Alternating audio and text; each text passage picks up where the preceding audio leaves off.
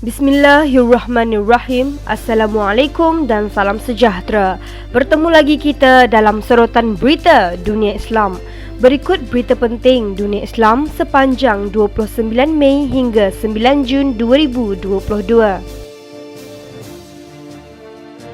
Spekulasi meningkat, normalisasi hubungan Arab Saudi Israel. Parlimen Iraq meluluskan rang undang-undang melarang hubungan dengan Israel. Kumpulan pengganas menyerang bas awam di timur Syria. Sekatan Barat tidak akan menjejaskan ekspor minyak Rusia.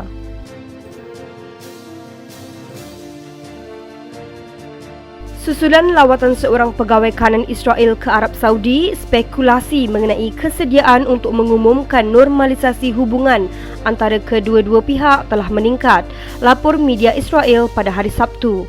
Ini berlaku berikutan laporan oleh saluran 12 Israel yang disiarkan pada hari Jumaat mendedahkan lawatan seorang pegawai kanan Israel ke Riyadh baru-baru ini. Menurut The Times of Israel, pegawai Israel itu menerima sambutan hangat. Kedua-dua pihak membincangkan kepentingan keselamatan serantau yang semakin sejajar dalam beberapa tahun kebelakangan ini berhubung ancaman popular yang ditimbulkan oleh Iran.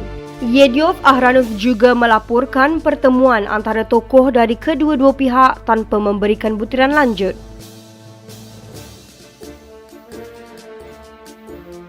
Rang undang-undang yang mengklasifikasikan normalisasi hubungan dengan Israel sebagai satu jenayah itu diluluskan sebulat suara oleh Parlimen. Ahli Parlimen Iraq pada Khamis mengundi untuk meluluskan rang undang-undang mengenai pengharaman hubungan dengan Israel. Dalam satu kenyataan, pejabat media Parlimen berkata perhimpunan itu meluluskan rang undang-undang menjenayahkan normalisasi hubungan dengan entiti Zionis. Menurut agensi berita kerajaan Iraq INA, rang undang-undang itu diluluskan sebulat suara semasa sesi Rabu.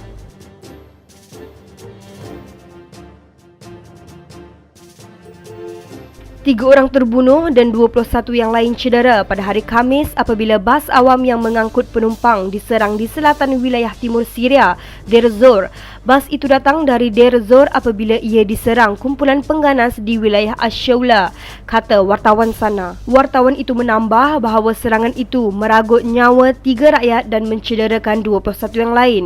Mereka yang cedera telah dimasukkan ke Hospital Al-Asad di Deir ez-Zor. Sumber berita pada Khamis juga melaporkan bahawa 6 orang terbunuh dan cedera akibat letupan yang berlaku di depot peluru di Idlib, Syria. Dalam beberapa hari kebelakangan ini, utara dan timur Syria juga telah menyaksikan pertempuran roket dan artileri berat antara tentera Turki dan kumpulan pengganas bersenjata gabungannya serta militia Al-Qasd.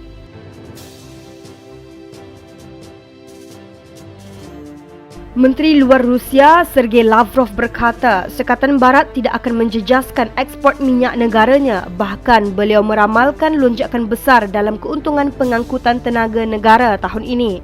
Pengeluaran minyak Rusia jatuh sebanyak 1 juta tong sehari akibat Sekatan Barat terhadap Moskow dan ini telah meningkatkan tinjauan harga di pasaran global. Rizab strategik minyak Amerika juga dilaporkan telah jatuh sebanyak 5.4% dan mencapai tahap terendah sejak Jun 1984, 33 tahun lalu hingga kini. Masih menurut Menteri Luar Rusia bertentangan dengan pelbagai ramalan. Tahun ini kami akan meningkatkan dengan ketara keuntungan daripada ekspor sumber tenaga kami. Minyak secara amnya tidak mengikut politik. Terdapat permintaan untuknya. Kami mempunyai pasaran alternatif di mana kami sedang meningkatkan jualan kami, kata Lavrov. Sekian sorotan berita dunia Islam. Dengarkan kata-kata hikmah ini. Saudara, bila air yang sedikit dapat menyelamatkanmu dari rasa haus, tak perlu meminta air lebih banyak yang barangkali dapat menenggelamkanmu. Maka selalulah belajar cukup dengan apa yang kamu miliki. Fikirkanlah. Jangan lupa like, share dan subscribe channel Sejagat TV, Kebangkitan Islam Sejagat. Hingga kita jumpa lagi nanti. Assalamualaikum.